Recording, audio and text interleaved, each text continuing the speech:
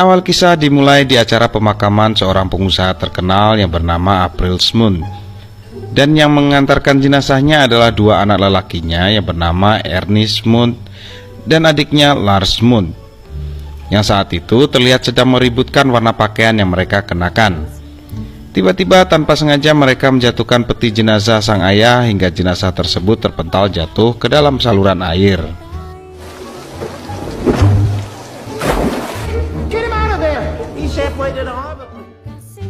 Kemudian scene berganti di sebuah pabrik pembuatan benang milik mendiang April Smoot, di mana pabrik tersebut hampir bangkrut karena karyawan yang terlalu tua dan alat-alat produksi yang sudah terlalu tua juga.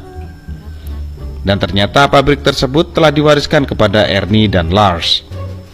Ayahnya mempercayakan pabrik tersebut kepada kedua putranya.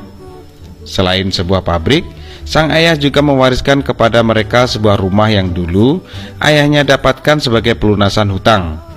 Dan pemilik rumah tersebut konon ditemukan terkunci di dalam bagasi di loteng.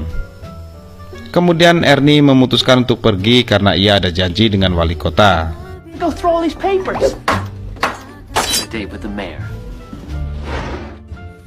Ternyata Ernie bekerja di sebuah restoran mewah, dan ia adalah master chef di tempat itu. Dan malam itu, ia menyambut kedatangan seorang wali kota yang baru saja terpilih kembali. Namun malapetaka datang ketika seekor kecoak keluar dari kotak yang ia bawa dari pabrik. Kemudian Ernie mengidangkan menu makanan spesial, dan saat ia bertemu dengan wartawan, tiba-tiba anak wali kota histeris karena menemukan kecoak dalam makanan yang sudah tanpa kepala. Ternyata kecoak tersebut sudah dimakan sang wali kota, dan menyebabkan ia syok dan terjatuh. Hal tersebut menjadi bencana bagi Ernie, dan sang wali kota ternyata meninggal akibat serangan jantung. Keesokan harinya saat di pabrik terlihat Lars yang didatangi orang suruhan konglomerat yang ingin membeli pabrik tersebut. Namun Lars teringat akan pesan mendiang ayahnya agar tidak menjual pabrik tersebut kepada siapapun, termasuk si konglomerat, dan memberikan sebuah benang yang menurut ayahnya adalah benang keberuntungan. Kemudian Lars memutuskan untuk tidak menjual pabrik tersebut, karena slogan pabrik yaitu dunia tanpa benang adalah kekacauan. I'll have to pass. Without string is chaos. Sehingga membuat istrinya marah, karena istrinya tersebut terlalu materialistis dan tidak mau hidup susah, karena usaha benang di pabrik ayah Lars yang sudah mulai menurun. Lars pun akhirnya diusir oleh istrinya.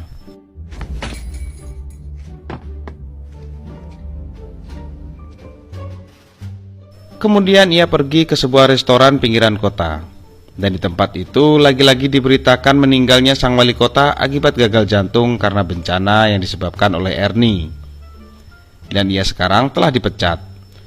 Dan ternyata Ernie sekarang bekerja di restoran tersebut. Kemudian ia bertemu dengan Lars. Hi, Ernie. Akhirnya mereka berdua pulang bersama dan bercerita tentang kejadian yang mereka hadapi. Dan kini mereka berdua tidak memiliki tempat tinggal sama sekali, karena Lars yang juga sudah diusir oleh istrinya. Lars juga berusaha mengingatkan Ernie untuk tetap bersyukur dengan apa yang mereka miliki sekarang. Akhirnya, mereka memutuskan untuk pergi ke rumah yang diwariskan sang ayah.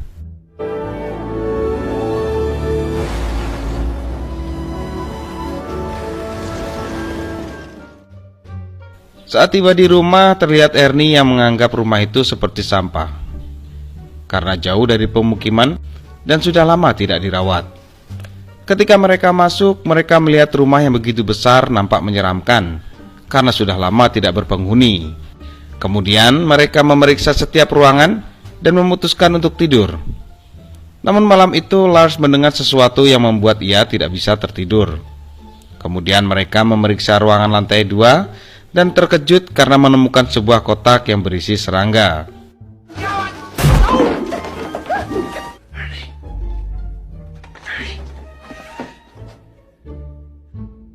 Dan mereka juga dibuat histeris karena bayang-bayang di dinding yang terlihat menyeramkan. Saat mereka memeriksanya, Ernie melihat seekor tikus dan gulungan kertas.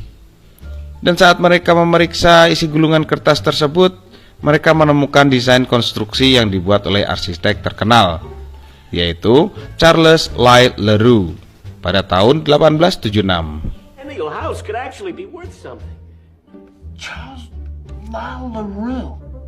Charles Lyle LaRue. Dan tanpa mereka sadari, mereka mendapatkan harta karun sebuah rumah dari arsitek terkenal yang menurut cerita rumah tersebut adalah karya yang hilang. Kemudian mereka kedatangan seorang kolektor rumah yang saat itu ingin membeli rumah Ernie dan Lars. Namun Ernie tidak langsung menyerahkan dan ingin mendapatkan tawaran lebih di pelelangan. Dan waktu pelelangan adalah seminggu lagi saat mereka selesai merenovasi rumah tersebut. Dan mereka dibuat terkejut saat sang kolektor mengatakan ia tidak pernah membayar sebuah rumah dengan harga lebih dari 10 juta dolar. Thanks for stopping by. Malam harinya, mereka membayangkan mendapatkan uang 10 juta dolar dan membayangkan akan membeli apa saja dengan uang tersebut. Kemudian terlihat sesuatu yang berjalan dari dalam lorong ruangan. Dan ternyata itu adalah seekor tikus yang mendiami rumah tersebut. Tikus itu kita panggil saja namanya Jerry. Dan saat Ernie menjatuhkan buah zaitun, mereka melihat Jerry yang datang mengambilnya. Akhirnya Ernie memasang sebuah jebakan untuk Jerry.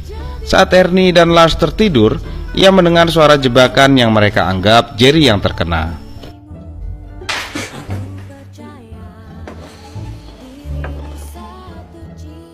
Keesokan harinya mereka memeriksa jebakan itu. Namun mereka tidak mendapati Jerry dan melihat biji zaitun yang tersisa. Lars pun merasa sedang diejek seekor tikus. Dan ketika Ernie akan menuangkan biskuit untuk sarapan, mereka terkejut karena di dalamnya terdapat Jerry yang ternyata belum mati. Mereka pun berusaha menangkap Jerry dengan sebuah sapu. Dan Jerry pun segera berlari menyelamatkan diri. Dan saat Ernie hampir menangkap Jerry, tiba-tiba tangannya terkena pukulan palu Lars. Akhirnya mereka menggunakan keju untuk menjebak Jerry. Dan saat mereka sibuk memasang jebakan, terlihat Jerry yang membawa kabur potongan keju yang lebih besar. Mereka tidak menyadarinya. Bon appetit. Takes care of that. Kemudian mereka melanjutkan merenovasi dinding rumah yang sudah tua dan menambalnya dengan menggunakan kayu. Di sisi lain terlihat Jerry yang telah selesai menghabiskan keju. Kemudian dia masuk ke lorong rumah dan menuju tempat biasa ia beristirahat, yaitu sebuah kotak yang dilapisi kain sebagai selimutnya. Nyaman ude tikus itu. Dan di saat ia hampir memejamkan mata dan bermimpi pergi ke Hawaii, ia dikejutkan dengan banyaknya paku yang menghancurkan tempat tidurnya. Jerry pun berusaha menyelamatkan diri dan hampir saja paku tersebut mengenai kepalanya. Beruntung, Ernie datang meminta bantuan Lars untuk mengangkat bed up.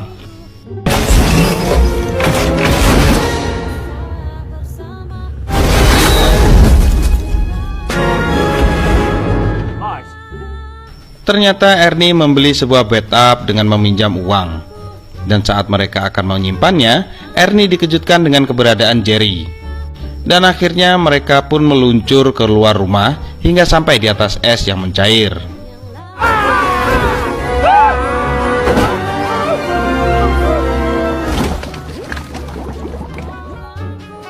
Karena jengkel kehilangan 1.200 dolar akibat ulah Jerry, akhirnya Ernie memasang jebakan lagi di dekat rumah Jerry. Kali ini ia tidak main-main. Dan saat mereka akan kembali tidur, ternyata pintu rusak dan mereka harus terkunci di antara ribuan jebakan tikus yang sudah mereka pasang.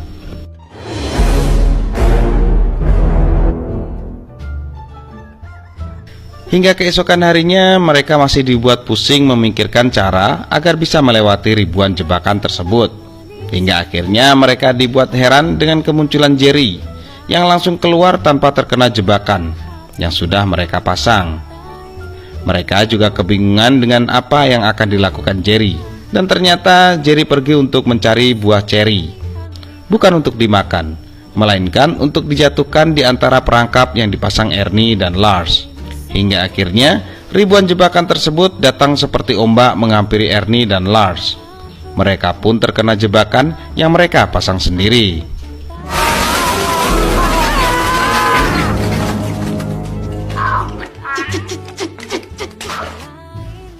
Dan seperti mengejek, Jerry datang mengambil sepotong keju dan buah ceri, kemudian pergi begitu saja. Ernie dan Lars segera mengejar Jerry dengan menggunakan alat penyedot debu dan memasukkannya ke dalam lubang. Mereka mengira telah menyedot Jerry, padahal sebenarnya mereka sedang menyedot pipa septic tank. Hingga kantong penampungan mengembang dan akhirnya,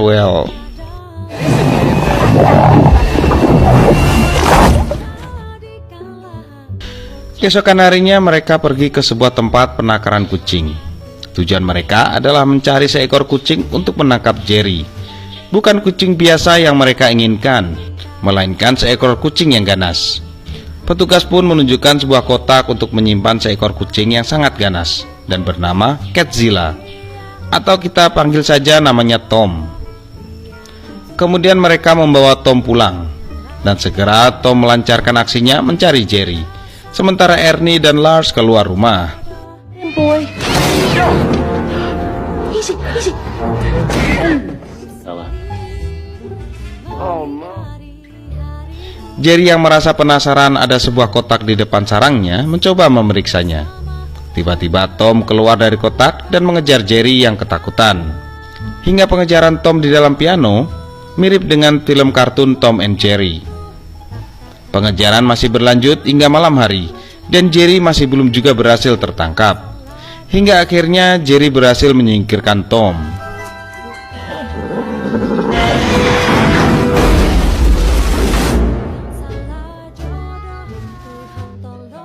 Setelah kegagalan Tom, akhirnya Ernie dan Lars meminta bantuan pengendali hama untuk menangkap Jerry. Ternyata si penangkap tikus memiliki peralatan yang sangat lengkap dan bekerja dengan profesional.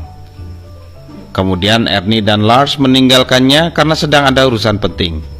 Dan saat tiba di pabrik, Ernie dan Lars dihadang oleh mantan karyawannya yang telah dipecat namun tidak mampu memberikan pesangon.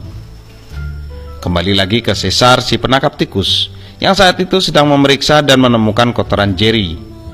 Ternyata Caesar mampu mengetahui jenis kelamin dan panjang tubuh Jerry dari kotorannya. Slight calcium deficiency.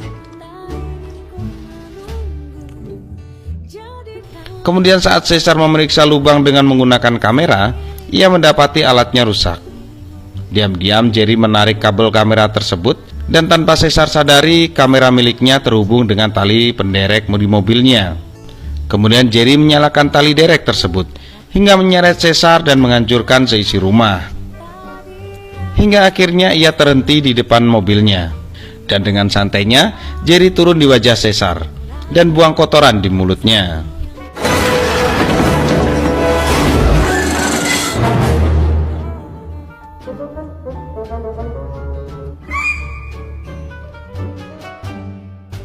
Setibanya di rumah, Ernie dan Lars dibuat terkejut karena Caesar yang telah ditolong polisi dengan kondisi yang memprihatinkan. Saat melihat kondisi rumahnya, ia melihat dapur yang berantakan dan terdapat sandwich yang tersusun rapi. Ternyata ada Jerry di dalamnya. Segera Ernie memukul sandwich tersebut, namun masih saja Jerry lolos. Hingga akhirnya Ernie mengejar Jerry yang berlari ke cerobong asap. Namun Ernie tersangkut saat mengejarnya. Lars kemudian mengambil senter untuk penerangan Ernie. Namun senter itu tiba-tiba rusak. Dan ternyata Jerry membuka selang gas dan memberikan korek kepada Lars. Hingga akhirnya, boom.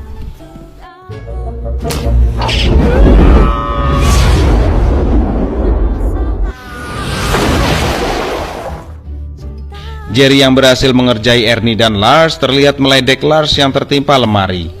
Kemudian masuk Ernie yang tadi terlempar. Ia mengambil senjata laras panjang untuk membunuh Jerry karena sudah tidak tahan lagi. Namun Lars berusaha menahan Ernie karena tidak ingin rumah yang akan dilelang tersebut semakin rusak. Ernie pun segera menembak Jerry yang saat itu sedang melintas. Namun tak satu pun peluru yang mengenainya. Hingga akhirnya Ernie akan menembak Jerry yang masuk ke dalam lubang lantai dan mengira ia sudah tepat mengenai Jerry. Namun ternyata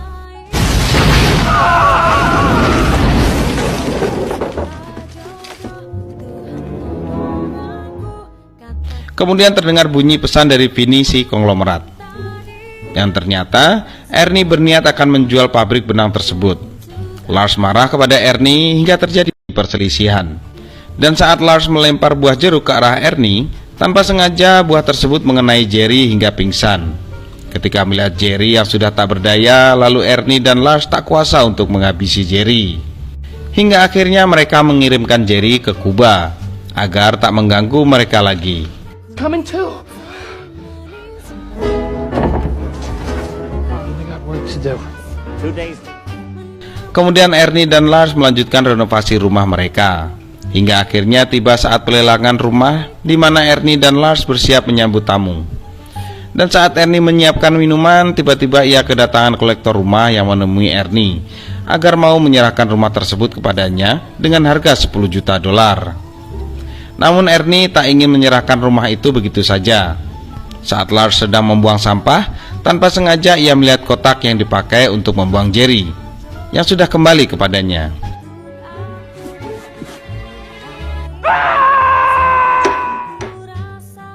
Dan saat pelelangan rumah dimulai, Lars mencoba memberitahu Ernie bahwa Jerry telah kembali. Betapa terkejutnya Ernie melihat Jerry yang muncul di podium saat ia berpidato. Ia berusaha memukul Jerry dengan berpura-pura sedang memperbaiki podium. Kemudian lelang dimulai dengan penawaran pertama, yaitu $1 juta. Dan terlihat juga Ernie dan Lars yang menemukan keberadaan Jerry di atas rambut seorang wanita.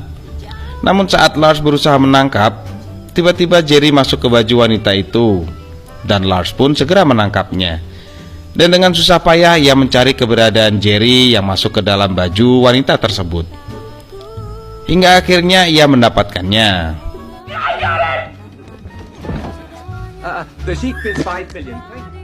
Ternyata Jerry mampu melepaskan diri. Dan terjadi keributan ketika rambut salah satu pengunjung terbakar dan membuat heboh seluruh hadirin yang datang. Setelah berhasil memadamkan api, akhirnya Ernie memasukkan air ke dalam sarang Jerry, berharap Jerry segera pergi dari rumah itu. Namun ternyata air tersebut terus mengalir dan mengisi hingga penuh. Tiba-tiba dinding rumah tersebut jebol dan membuat para pengunjung keluar terbawa air. Hingga akhirnya rumah warisan yang akan laku $25 juta harus roboh seketika gara-gara tikus degil. How durable a Laruna!